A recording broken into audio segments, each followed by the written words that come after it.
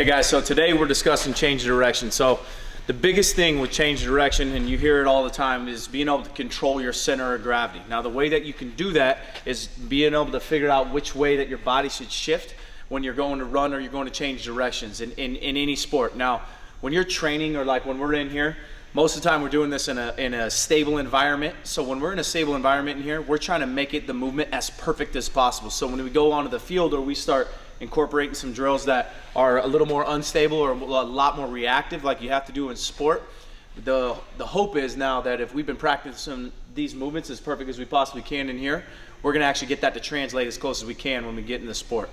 So when we talk about center of gravity, everybody talks about your belly button, where's your center of mass at? What we're trying to do is, if I'm going one direction, one way, like Jake's coming this way, he's about ready to cut back this way, I want his weight, for simple terms, I just want you thinking about your weight shifted in the direction you're about to go. So again, he was coming here, okay? Now he shifted his weight here, okay? That's what you're working on. Good, relax, Jake.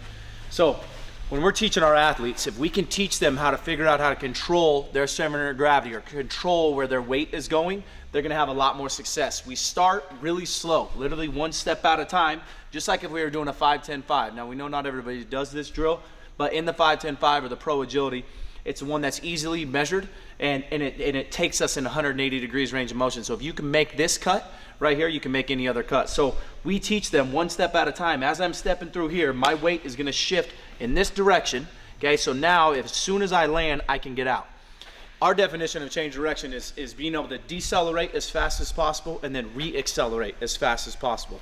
So when we're running, or I'm going to change that direction, the goal is to not let my weight shift here, decelerate on my outside, lose time, have to reload and come back out and go this way. If I can get my body to already have my weight shifted, now it's going to be a lot less of that pause time or any of that eccentric phase. We're going to decrease that, how long that takes. So I'm going to be able to hit, pop, and come out extremely fast. So that's the whole point of everything that we teach in here for our change of direction, is being able to decelerate into that and come out of that as fast as we can. So again, if you watch Jake, I'm gonna get him in it. He's gonna have his weight shifted to his left right now.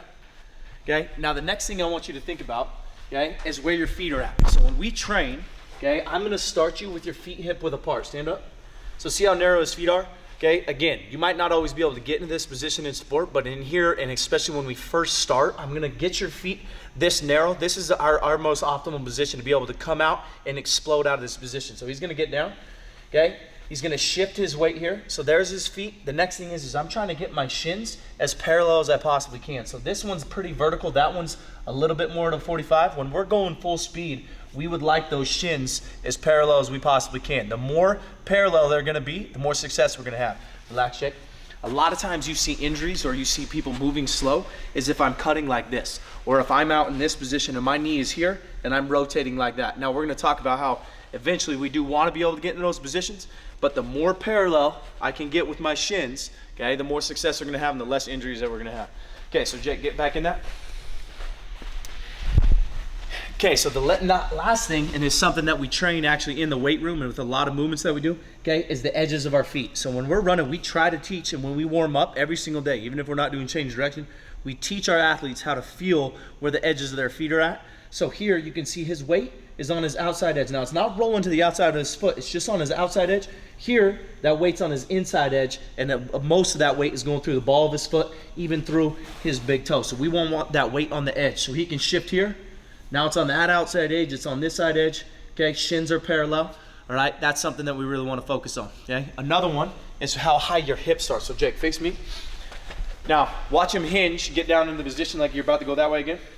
Now see how high his hips are, okay? Now that just seems like, okay, that's just how most people get into it. Now if you see in sport, good, relax. Or you see somebody doing a drill where they gotta go touch a cone, a lot of times they drop down like that.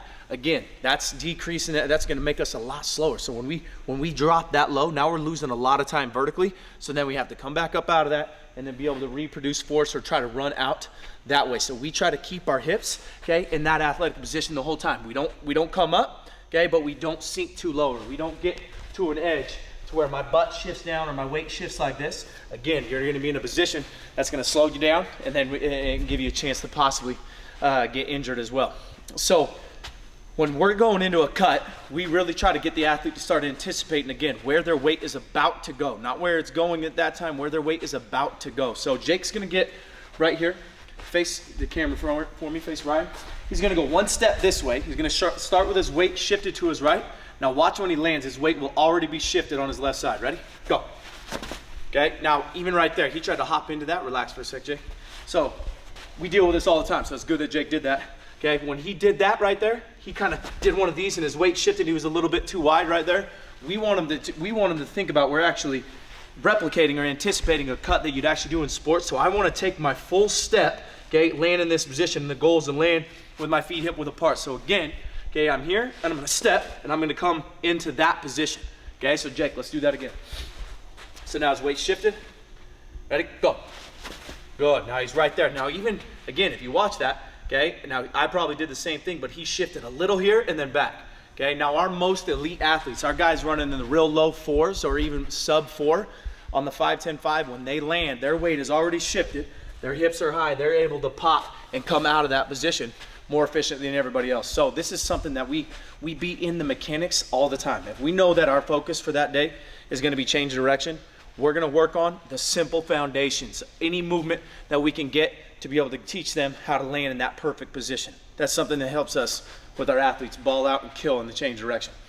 Okay, one of the last things that I like to teach, and this is something new that we've incorporated, it's kind of a runoff from Cal Dietz, which you guys have probably heard of, okay, and his triphasic program. So this year, okay, so 2020, when we were working with our OTF Pro Day guys, something I focus with them a lot is the triphasic program. Now, I did it not just with the resistance in the weight room, but also with the change direction and the running. So when we decelerate, or when we change directions, there's 3 phases in that. You eccentrically load and decelerate.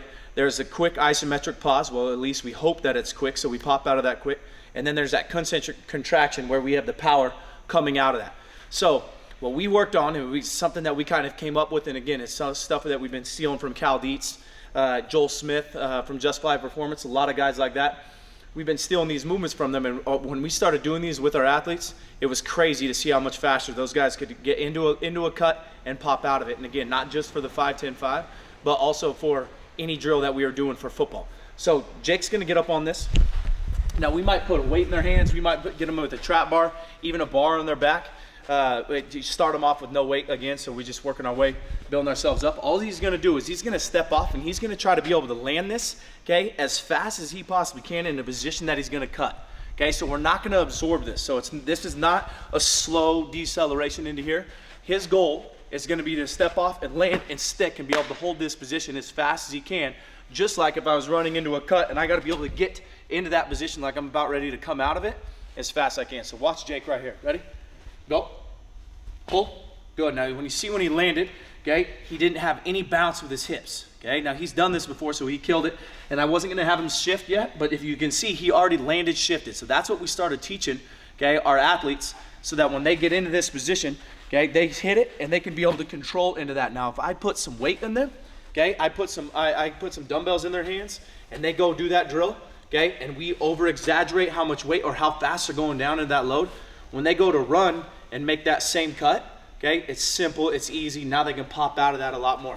It really helps a lot, I think, with strengthening the feet, okay, and then just strengthening the coordination with being able to land in that, being able to stick that and pop out of that as fast as I can.